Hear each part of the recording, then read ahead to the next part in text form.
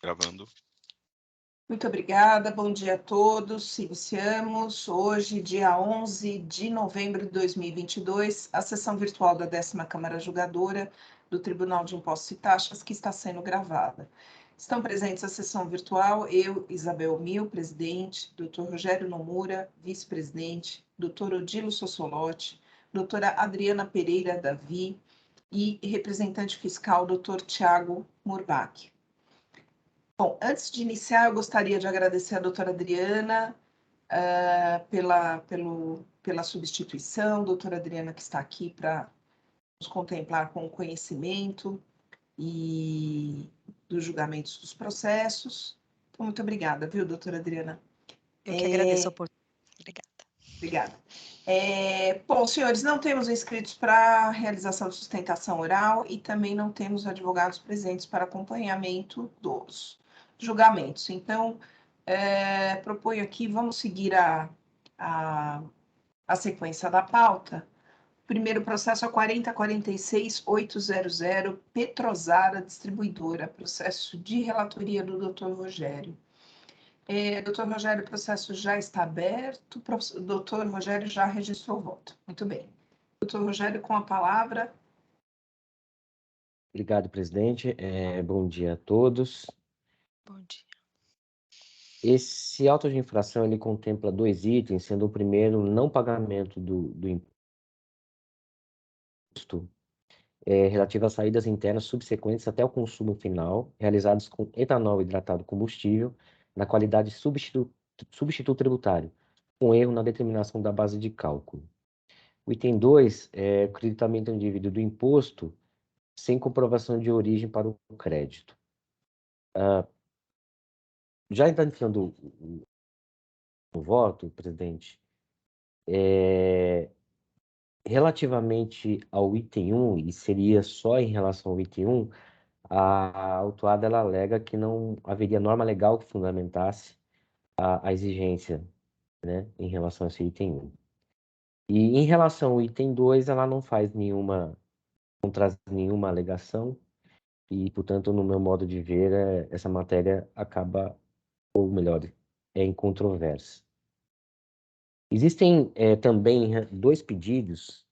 O primeiro deles seria em relação ao não cancelamento de inscrição estadual e de não realização de atos tendentes a impedir a continuidade das atividades da empresa. E no meu voto eu registro que a gente não possui competência de análise em relação a esses pedidos e, portanto, nesse momento não há nada o que deliberar. Há também a questão da suspensão da agibilidade. No meu modo de ver, ele está suspenso nos termos do artigo 151, inciso 3 do CTN. Já adentrando no mérito, entendo que não assiste razão à autuada, pois tratando-se de operações de saídas internas de etanol hidratado combustível, o artigo 418 do RIC-MIS impõe ao distribuidor a responsabilidade pelo pagamento do ICMS devido nas operações subsequentes até o consumo final. Eu anoto no meu voto, presidente, que o artigo 155, parágrafo 2º, letra H da Constituição Federal, que foi suscitado pela recorrente, é inaplicável às operações objeto de autuação, na medida em que tal norma constitucional simplesmente atribuiu ao legislador nacional a tarefa de definir os combustíveis e lubrificantes que estarão submetidos ao regime de incidência monofásica do ICMS. Em relação à multa imposta, muito embora a autuada não tenha nada falado a respeito em sua primeira defesa, é fato que a análise dos argumentos agora expendidos encontra óbvio não só na regra contida no artigo 28 da Lei 13.457, mas também por ter sido imposta em observância da norma legal válida, vigente e eficaz. Já em relação aos juros, acolho a manifestação fiscal para que seja aplicada a taxa Selic nos termos da nova redação do enunciado de súmula 10 deste tribunal. Tais fundamentos, presidente, eu conheço do recurso ordinário e dou-lhe parcial provimento apenas para limitar a taxa de juros de mora, nos termos da citada súmula. É como eu voto. Doutor Rogério, parabenizo pelo voto, desculpe, e pela análise. Doutor Odilo. Eu acompanho o voto do relator, inclusive eu já relatei processos dessa natureza, né? E a alegação do contribuinte é que não teria base legal para a exigência da substituição tributária. Mas, então, eu acompanho o voto do relator. Perfeito. Doutora Adriana? Sem áudio. Sem áudio. Para não ficar barulho aqui, às vezes, desculpe. Eu acompanho do voto parabenizo, doutor Rogério, acompanho do voto e faria essa observação com relação à súmula somente mesmo. Não, nada mais a acrescentar, tá perfeito. Perfeito, obrigada, doutora. Representação? Parabenizo, doutor Rogério, e sem maiores comentários, presidente. Obrigado. Perfeito. Então, doutor Rogério já registrou o voto, conhecido, com julgamento de mérito, parcialmente provido, ok? Então, eu vou encerrar debates. Verificando o quórum.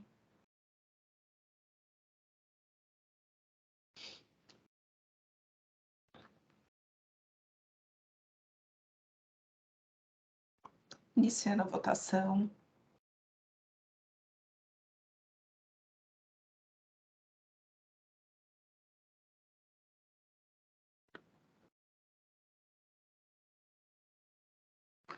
Muito bem. Então, processo 40.46.800, Petrosara, o recurso ordinário foi conhecido e parcialmente provido.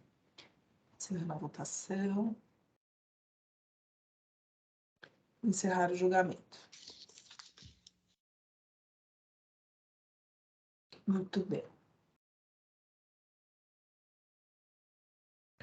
O próximo processo, também de relatoria do Dr. Rogério, é o 40.50.177. Desculpa, 40.50.177, Silmeira Petróleo Limitada. Doutor Rogério, com a palavra. Presidente, esse auto de infração ele contempla apenas um item, que deixou de registrar documentos fiscais relativos a operações de aquisição de propriedade de mercadorias que não transitaram pelo estabelecimento, sendo que já se encontram registradas as operações do período. Um ponto relevante aqui, houve uma primeira decisão de primeira instância que cancelou o auto de infração por conta da ordem de serviço de fiscalização. Ou seja, houve a alegação de que não foi apresentado antecipadamente a OSF, mas que ela só foi apresentada quando da notificação da lavratura do auto de infração. Ela foi apresentada de forma conjunta. A decisão de primeira instância cancelou o auto em função disso, entendendo que deveria ter, na realidade, havido primeiro a OSF e depois o auto de infração. Então, ela cancelou a autuação, houve interposição de recurso de ofício. Em recurso de ofício, foi dado provimento ao recurso de ofício para que fosse cancelada, né, a decisão, ou seja, para que o processo fosse restabelecido o auto de infração e, portanto, o processo fosse baixado para análise das demais argumentações oferecidas em defesa pela empresa. No entanto, em razão desta decisão, em recurso de ofício, foi interposto recurso especial para a Câmara Superior e o recurso ele não foi conhecido, o que, no meu modo de ver, superou essa questão da OSF, ou seja, que não haveria nenhuma nulidade o fato da OSF ter sido entregue ao contribuinte juntamente com o auto de infração. Portanto, o processo baixou para a primeira instância para que a unidade de julgamento analisasse as demais argumentações do contribuinte. E a primeira instância, nessa nova decisão, manteve integralmente o auto de infração. Feito esse breve relato, presidente, no recurso ordinário que agora está em pauta, o contribuinte ele alega, ele faz as mesmas alegações do primeiro recurso, né? Ou melhor, da defesa dele em primeira instância. Ele repisa praticamente as mesmas argumentações. E por conta disso, eu entendo que em relação à questão da ausência de notificação da OSF, essa matéria, no meu modo de ver, eu não estou conhecendo porque ela já está superada, já foi superada, no meu modo de ver, pela Câmara Superior, né? Existem outras argumentações no recurso ordinário, que é no sentido de que não há nada que permita concluir que o levantamento da fiscalização corresponde àquilo que de fato ocorreu, inclusive porque não houve qualquer diligência junto ao contribuinte para buscar a verdade real, para indagar do contribuinte se houve, por exemplo, registro em meio físico. Ela sustenta também a recorrente que, tendo-se em conta que a incidência tributária se dá sobre o fato, necessária seria a apuração da verdade real, ou seja, se o fato subsume a norma hipotética. No mais, ela pugna pela relevação da multa, já que não houve falta de pagamento de imposto, não existindo, inclusive, dolo, fraude ou simulação à sua conduta. Presidente, em relação ao mérito, eu digo no meu voto que, a par da recorrente não ter oferecido qualquer elemento de prova capaz de pôr em dúvida o trabalho fiscal, é certo que os documentos de folha 548 e que instruem o AIN revelam de forma clara e precisa a ocorrência da infração imputada, não se cogitando, inclusive, de vício no lançamento, porquanto realizado em estrita observância ao quanto disposto no artigo 142 do CTN. E aqui, inclusive, eu transcrevo trechos da decisão de primeira instância, no meu modo de ver, demonstra de forma muito clara isso. Relativamente à aplicação do artigo 527-A do RICMS, eu entendo que não seria possível sua aplicação, pois, a par da inscrição estadual da recorrente ter sido cassada desde 12 de setembro de 2013, não há nos autos a comprovação do seu porte econômico, muito menos de eventuais antecedentes. Tais fundamentos, presidente, eu conheço parcialmente do recurso e na parte conhecida eu nego provimento. É como eu voto. Doutor Rogério, parabenizo novamente pelo voto, pela análise. Doutor Odilo, primeiro. Eu parabenizo aí o relator pela análise minuciosa do caso e eu vou acompanhá-lo. Obrigada, doutor. Doutora Adriana. Eu também parabenizo o doutor Rogério, fez os apontamentos, assim, em termos de digressão do processo, perfeitamente, e eu acompanho o voto.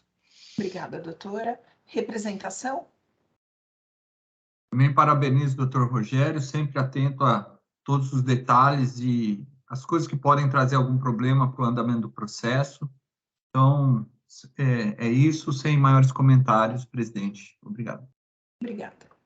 Bom, então, doutor Rogério já registrou o voto. Conhecido, não provido, ok. Então, encerrar debates. Doutor Rogério, aqui não tem a questão da súmula, né? Esse processo não tem. Não, presidente. Tá. Então, verificando o quórum.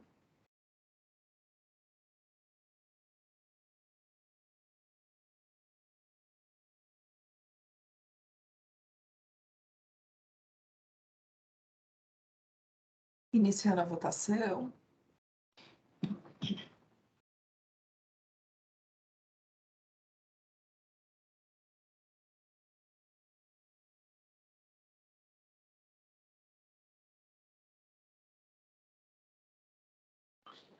Muito bem, então, processo 40.50.177, o recurso ordinário foi conhecido e não provido. Vou encerrar a debate, votação, julgamento.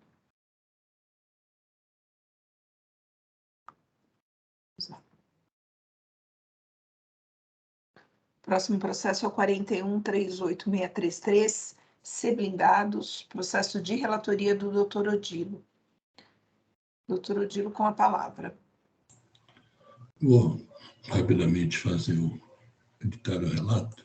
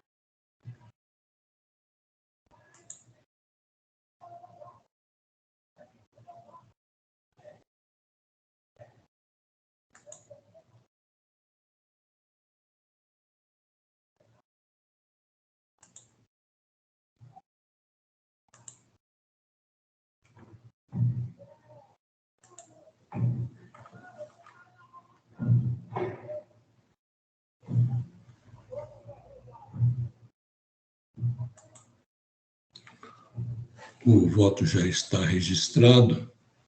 Trata-se de recurso ordinário, né? E a recorrente é acusada de ter cometido as seguintes infrações: falta de pagamento do imposto por ter emitido notas fiscais eletrônicas em operações tributadas de saída de mercadorias sem o necessário destaque do imposto, devido em cada operação, itens 1.1 e 1.2. Falta de escrituração de notas fiscais eletrônicas relacionadas a recebimento de produtos, sendo que já se encontravam escrituradas as operações de perigo, é o item 2.3. Falta de escrituração na FD de notas fiscais relativas à saída de mercadoria e operações não sujeitas ao pagamento do imposto, e tampouco a um posterior recolhimento do imposto em etapa subsequente, é o item 2.4. E falta de escrituração de notas fiscais eletrônicas referente às saídas de mercadorias e operações sujeitas ao pagamento do imposto, é o item 2.5. A questão central aqui é que a defesa ela não foi conhecida pelo julgador de primeira instância em virtude da intempestividade. E a recorrente em seu apelo alega, né, que a notificação foi feita via DEC, que em virtude de problemas alheios à sua vontade, a recorrente não teve ciência da lavratura em tempo hábil. Ela relata que, inicialmente, foi um fiscal que fez o início de fiscalização e o SF foi entregue pessoalmente. E ela, em virtude dessa USF ter sido entregue pessoalmente, ela tinha uma justa expectativa que todos os atos, notificações, inclusive lavratura do auto-infração, a expectativa era que é tudo pessoal. Né? Mas um outro FE que depois substituiu esse primeiro, optou pelo DEC, né? E o que, no entendimento dela, prejudicou o seu direito, né? Ela alega que não foi notificada adequadamente. Alega também que teve problemas com o contador, com a assessoria contábil, que ela teve que mudar de contador. Fala da Covid, né, que foi um período difícil, e em outras fiscalizações ela pediu adiamento para cumprimento de notificações. E, por fim, ela também fala que ela tentou fazer consulta tributária, né, junto à consultoria para esclarecimento do assunto. E, por fim, ela pede o provimento do recurso ordinário para que seja analisada essa defesa que ela apresentou. Agora, no item 8 do voto, né, então eu faço uma referência ao julgamento de primeira instância. Aí, no item ponto 1, como destacado pela decisão ACO, a autuada foi notificada da lavratura do auto de infração por meio do DEC, com ciência eletrônica em 2/12/2020, de modo que o prazo de 30 dias para a prestação de defesa teve início em 3/12/2020 e terminou em 1/1/2021, sexta-feira, que foi, então, prorrogado para 4 de janeiro de 2021. Ocorre que, como observado pela decisão ACO, a petição de folha 79.110, entretanto, só foi apresentada em 15 de fevereiro de 2021, conforme o protocolo de folha 78, sem que fosse justificada a intempestividade, de modo que, diante da manifesta intempestividade da ausência de demonstração da justa causa para a extemporaneidade requerida pelo artigo 7º da Lei 13.457, o ilustre julgador de primeira instância decidiu que não deve ser acolhida a petição de folha 79/110 como defesa. Cabe ressaltar que aqui eu faço também, eu transcrevo 3 notificações que, no decorrer da ação fiscal, foram efetuadas.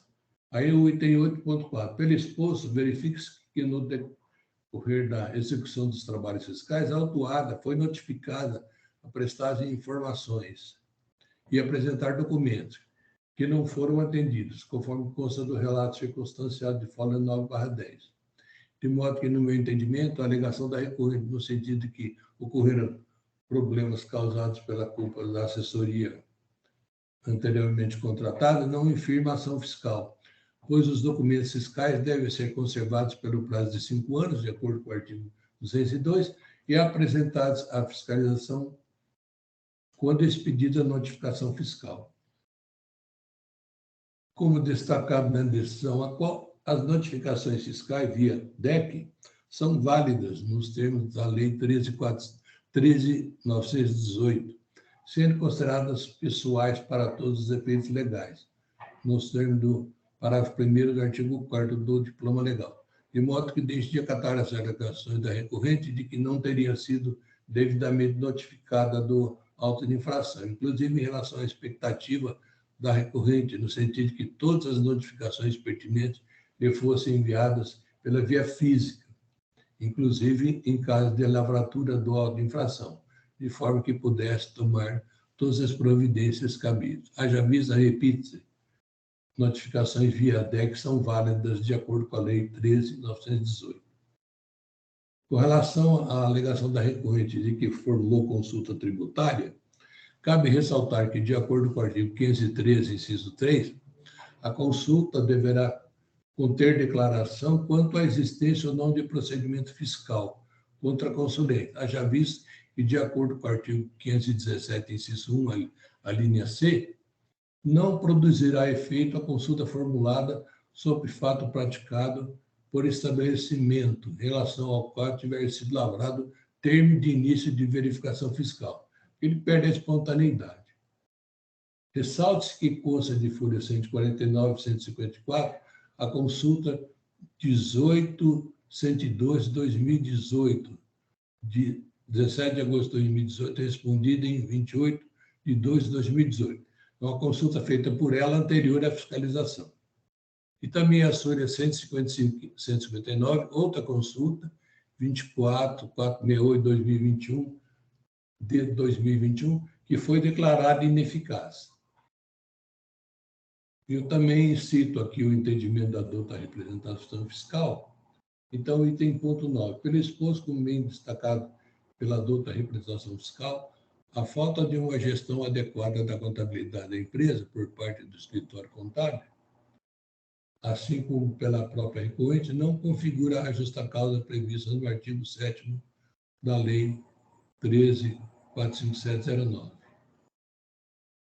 De igual modo, como observou a douta representação fiscal, as decisões administrativas mencionadas na folha 126 não se prestam para dar suporte às alegações recursais da recorrente, tendo em vista que a autuada foi devidamente notificada via DEC, na lavratura do auto infração e do prazo para a apresentação da defesa, de modo que deixe de acatar as alegações da recorrente no sentido de que seja reconhecida a justa causa para a apresentação extemporânea e com devolução dos autos para a primeira instância. Do exposto ficam mantidas as exigências fiscais, como decidido pelo julgador de primeira instância. Ante o exposto, conheço do recurso ordinário para, no mérito, negar-lhe provimento. Como voto. Doutor Odilo, parabenizo pelo voto. Eu confesso que eu fiquei até em dúvida aqui se seria o caso de conhecer esse recurso, mas o doutor acho que explorou bem aqui as questões que foram trazidas pelo recurso e depois me passou assim essa dúvida. Então, eu parabenizo aí pela análise do processo. Doutor Rogério. Presidente, cumprimentar o doutor Odilo também pelo voto, bem detalhado, e sem mais considerações, eu vou acompanhar. Doutora Adriana.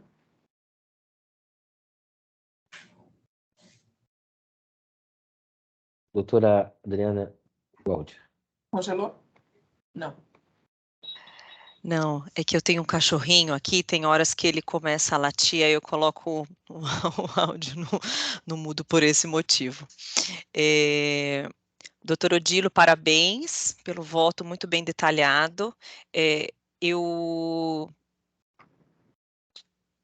assim, estou até com o parecer da representação fiscal, colocou todos os itens, né? Então, assim, eu acompanho que conheço do recurso para negar provimento, não tem justificativa para essa questão da extemporaneidade, enfim, parabéns e sem mais comentários. Representação. Bem, parabenizo o doutor Odilo e sem mais comentários, presidente. Muito obrigada. Doutor Odilo, eu vou sugerir só uma revisão aqui na sua ementa, que está lá recurso ordinário, acho que saiu um F a mais ali.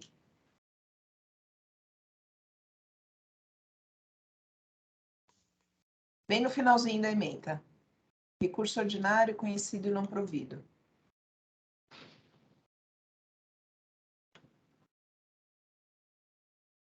Presidente?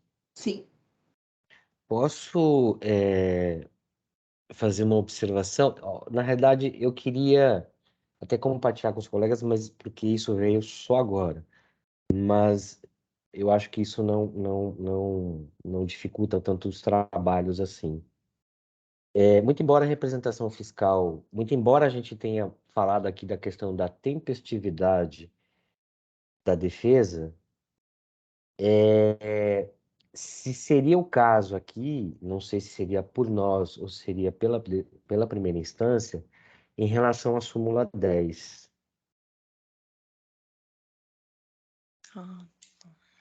Me veio isso agora, se for o caso da gente... Rogério, esse auto é de 2020. 20? Ah, não, desculpa. É que me veio... não, desculpa. Lavratura recente. Não, tudo bem, desculpa. Então, retiro o que eu disse. Obrigado, presidente. Eu precisaria, então, fazer o editar relato.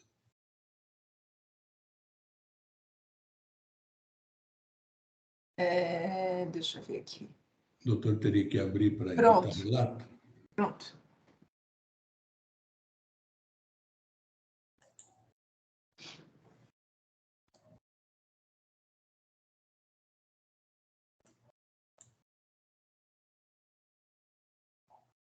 É um erro de digitação, né? Isso acontece com o senhor, viu? Comigo nunca.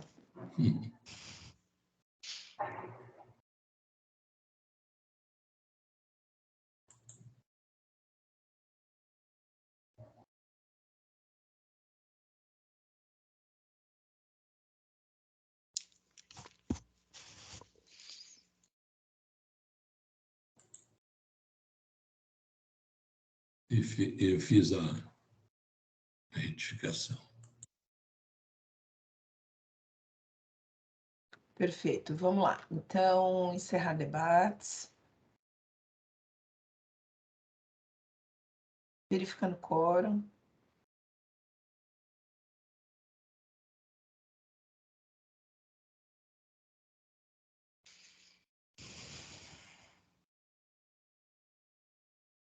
Iniciando a votação.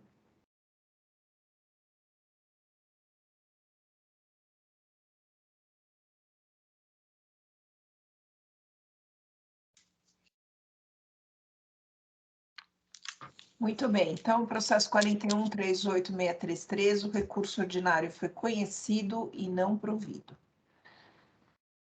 Encerrando a votação. Encerrando o julgamento.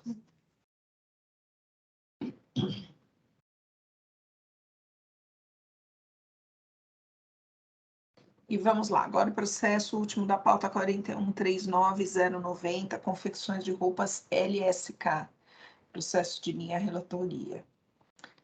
Então, o voto já está disponível. Nós temos aqui, a autuada faz uma série de alegações de nulidades do auto de infração. Eu afasto todas essas alegações de nulidade. Eu entendo que foram preenchidos os requisitos do artigo 142.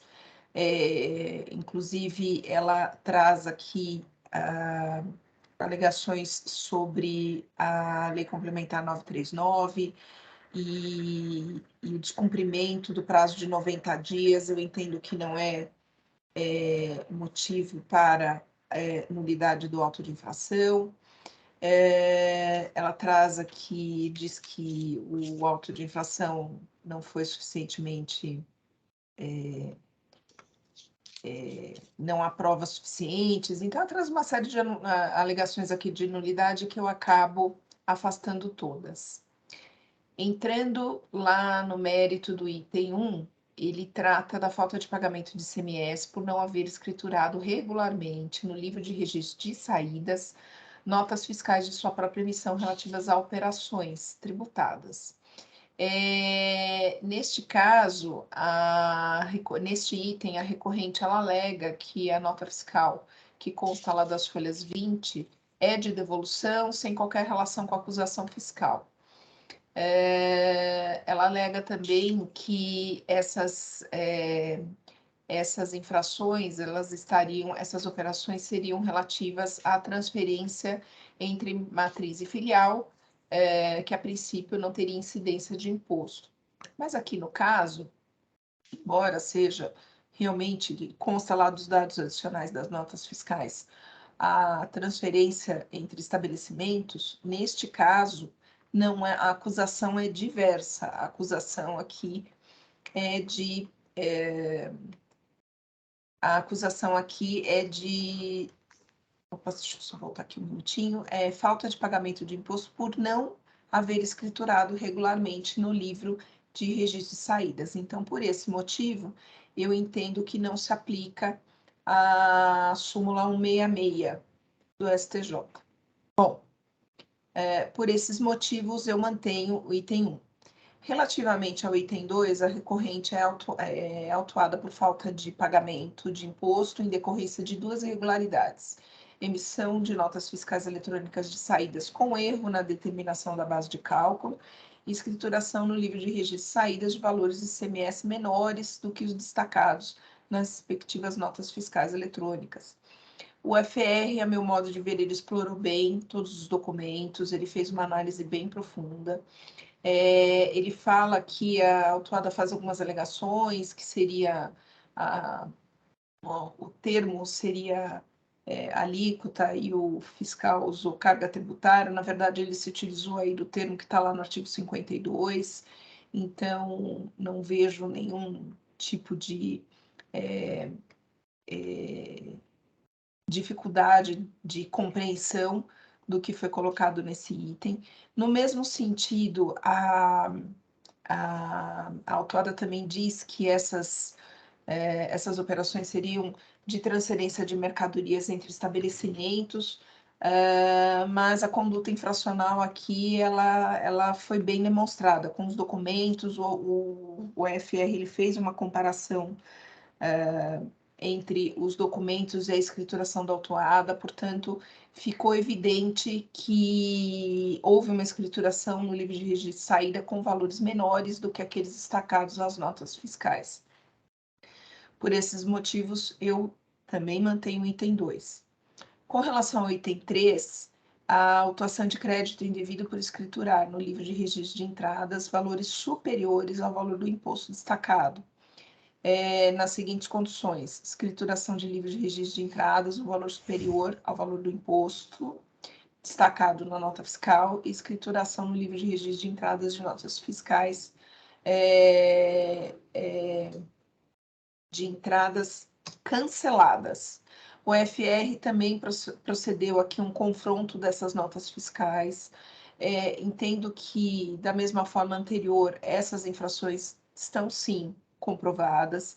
Esse crédito do imposto, a autuada alega que ela teria o direito de fazer esse crédito do imposto anteriormente cobrado em operações de que tenha resultado da entrada de mercadorias no seu estabelecimento, mas aqui existe uma irregularidade na escrituração. Então, portanto, esse crédito, ela faz aqui algumas alegações a respeito do princípio da não cumulatividade, que eu também afasto. Então, entendo que as provas dos autos são suficientes aqui a comprovar a ação fiscal, razão pela qual eu também mantenho o item 3. E aqui ficou faltando um item. Com relação aos itens 4, 5, 6 e 7, eles tratam de descumprimento de obrigações acessórias relativas à falta de escrituração de documentos referentes a operações de entradas e de saídas de mercadorias no estabelecimento do autuado. Aqui, nesse ponto, ela pede a aplicação do 527A, que eu afasto, porque entendo que não é possível aplicação dessa redução ou relevação da multa. Em hipótese nenhuma, aqui nestes autos existe a exigência de imposto, a autuada não comprovou não é uma empresa de pequeno porte, então eu entendo que por essas razões também não é possível a redução, a relevação ou aplicação do 527A. No mais, as outras questões que são trazidas aqui, eventualmente sobre inconstitucionalidade, juros, enfim, eu afasto. Eu já tenho os demais colegas, doutora Adriana, já conhecem, eu tenho já um padrão de julgamento nesses casos. No entanto, este aqui, no próprio parecer da douta representação, existe aqui a indicação da aplicação da súmula 10, razão pela qual eu conheço do recurso ordinário e dou parcial provimento apenas para aplicar a nova redação da súmula. Como voto, vou fazer só uma correção aqui, que ficou faltando o item 6. Então, eu vou deixar na sequência doutor Rogério, doutor Odilo, doutora Adriana e representação, enquanto eu faço aqui as correções. Presidente, meus cumprimentos pelo excelente voto. Eu não tenho considerações e vou acompanhar. Também parabenizo a presidente pelo voto assim, bem detalhado, bem fundamentado, e vou acompanhá-lo. Eu acompanho os doutores Rogério, doutor Odilon, doutora Isabel. Agradeço pelo voto, parabéns, muito bem detalhado. Também não tenho nenhuma consideração a fazer. Muito obrigada, então. Oi, desculpa, a representação. Perdão, olha, eu já cortando a palavra da representação, doutor Tiago, desculpe. Imagina. Parabenizo o voto. É um auto, 7 itens sempre é um trabalho a mais, sempre precisa ter uma atenção a mais. Então, parabéns pelo voto e sem maiores considerações. Obrigado. Obrigada, doutor. Bom, vamos lá. Então, eu vou encerrar debates. Verificando o quórum.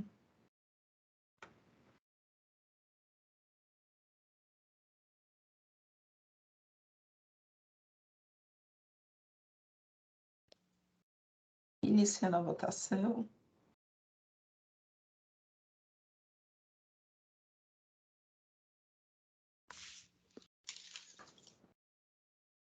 Muito bem, então o processo 41.39090, o recurso foi conhecido e parcialmente provido.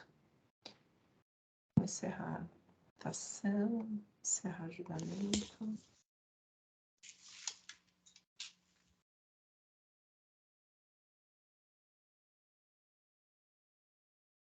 E muito bem, senhores, todos os processos votados e encerrados. Eu agradeço o trabalho e dedicação de todos, agradeço novamente a doutora Adriana que nos atendeu aí na substituição. Muito obrigada, doutora. Doutora que eu não a conhecia, então, muito obrigada pelos seus conhecimentos que trouxe aqui para essa sessão. E eu dou, então, por encerrada a sessão de julgamento do dia 11 de novembro de 2022, agradecendo novamente a participação. Muito obrigada. Jailson, se puder fazer a gentileza de encerrar.